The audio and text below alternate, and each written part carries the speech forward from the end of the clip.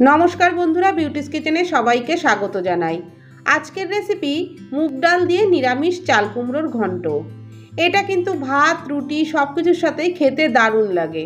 এটা নিরামিষের দিন অবশ্যই ট্রাই করতে পারেন। বানানো খুবই সহজ, খুব কম উপকরণেই তৈরি করা যায় আর খুব কম সময়ের মধ্যেও তৈরি হয়ে যায়। দেখে নিন তাহলে আজকের ভিডিওটি। নিরামিষ চাল কুমড়োর ঘন্টর জন্য এখানে নিয়েছি একটা ছোট চাল কুমড়ো।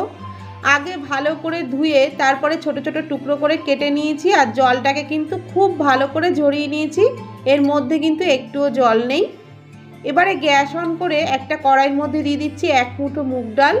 মুগ ডালটা একটু হালকা করে ভেজে নিচ্ছি।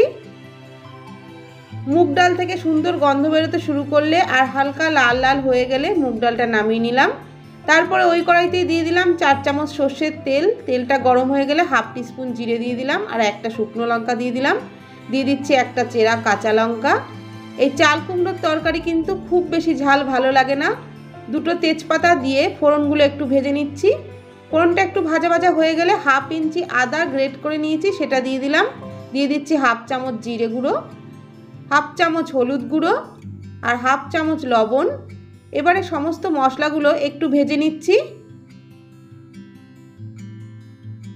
আদার কাঁচা গন্ধটা চলে গেলে দিয়ে দিচ্ছি ছোট 1 বাটি নারকেল কোড়া। এবারে নারকেল কোড়াটা সমস্ত মশলার সাথে একটু ভেজে নিচ্ছি। দেখুন কিছুক্ষণ পর নারকেল থেকে একদম তেল ছেড়ে দিয়েছে। এই সময় আমি চাল কুমড়োগুলো দিয়ে দিচ্ছি। চাল কুমড়োটা সমস্ত মশলার সাথে খুব ভালো করে মিশিয়ে নিচ্ছি আর এইভাবে একটু ভেজে নেব।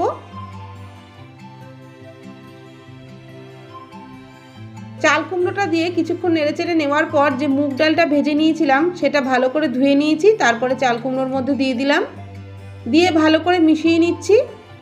আর এর মধ্যে কিন্তু আমি একটুও জল দেব না। নাড়াচাড়া করতে করতেই আর ঢাকা দিয়ে রান্না করতে করতে এর মধ্যে থেকে অনেকটাই জল বেরোবে।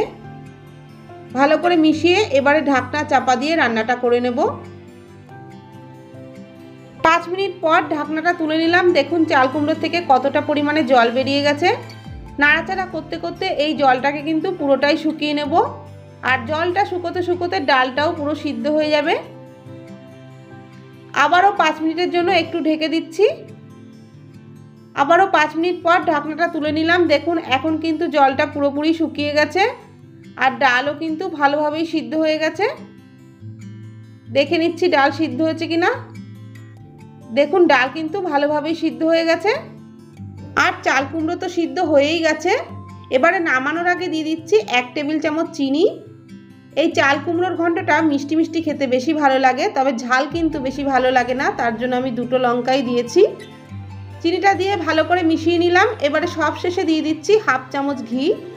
ঘিটা দিয়ে ভালো করে মিশিয়ে নিয়ে গ্যাসের ফ্লেম বন্ধ করে দেবো। ব্যাস, আমাদের নিরামিষ চাল কুমড়োর ঘন্ট একদম রেডি।